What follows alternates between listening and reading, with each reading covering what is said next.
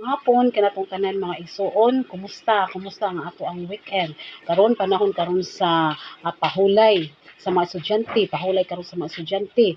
Panahon karon sa mga tinglaba, tingdigamo, tigtabang sa pamilya, sa panimalay mga estudyante.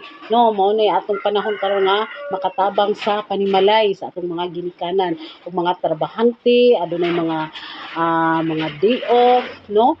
Sa uban nato nga mga trabahante, kumusta ang mga mag-uuma, mga magsasaka, ang tanan nato mga driver, mga negosyante, mga empleyado, kumusta empleyado sa gobyerno, no? Kumusta ang tanan? So karon mga igsoon, adto ta sa paghisgot-hisgot uban sa pagpangalagad sa Ginoo. Mga lagad ta sa Ginoo, tagan nato kagawasan ang atong kinabuhi nga makapangalagad diha sa Ginoo. Tagan nato kagawasan nga moadto tag simbahan, moalagad ta sa Ginoo sa pagserbisyo ngadto sa Ginoo mga igsoon. Kay tanang panahon, tanang adlaw gihatag sa Ginoo, no? Para sa atong kaugalingon na ang gihatag tanan sa Ginoo, paningkamot, kayod, diskarte, panginabuhian, gihatag tanan sa Ginoo.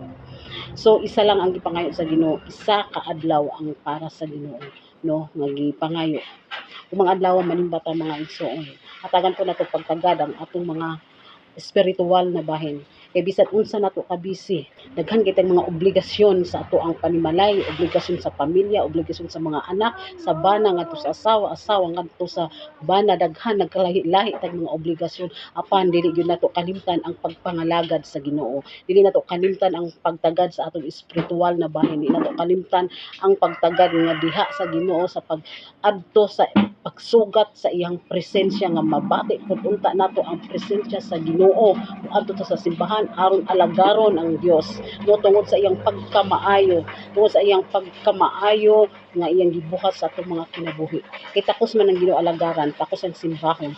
Siya tagiya sa atong gininhawa sa hangin nga everyday nato nga gitake, everyday gyud nato na ginatake mga igsoon, segundo gyud, every segundo gyud, wala gyud nakalimot ang Ginoo na mga igsoon pag-atiman ka nato, no? Nga na kamaayo ang Dios nga atong gialagaran. Muna nga ato siyang balikan uban sa pagpasalamat, sa pagsimba, pagdaig, paghimaya sa Ginoo. Muna nga angay gyud nato siyang alagaron, simbahon ang atong buhi na Dios mga igsoon. Mahatag ba nato ang isa ka adlaw? Isa ka adlaw lang gipangayo sa Ginoo. Ang tanang adlaw ana, the rest ana ato ana tanan, no? Ato na ihatag na sa Ginoo tanan nato nga panahon dire sa atong pamilya, sa atong mga kaugalingon, sa atong kinabuhi gihatag na sa Ginoo. Isa lang ang gipangayo sa Ginoo. Di ba nato na mahatag sa Ginoo mga igsoon?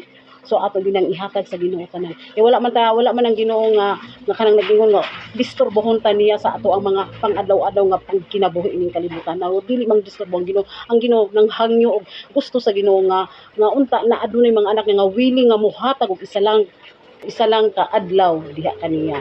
So kita kay mga Kristohanon man ta, atong ihatag ang pinaka the best nga para sa Ginoo. Kay ang Ginoo naghatag sobra pa sa the best ang gihatag sa Ginoo nato. So kita atong ihatag ang pinaka the best para sa Ginoo. Simbahon alagaron nato ang Dios. Hatagan nato luna, hatagan nato panahon ang Ginoo mga igsoon. So ug mga adlaw dili ta magbisi-bisi, unahon nato pagpangita ang iyang gingharian kay siya na ang bahala diri kanato mga igsoon. No, kay ang Dios giuna baya ta sa Ginoo, gi-priority baya ta kanunay sa Ginoo. So kita pod ato pong balusan ang Ginoo, ato pong priority ang Dios sa atong mga kinabuhi. Nang simba ta og mga adlaw, maghiusa ta sa pagsimba, pagdaig, paghimaya, maglipay ta og mga adlaw sa pagsugat sa presensya sa atong buhi na Dios. Nagpaabot si Jesus nato og mga adlaw. God bless.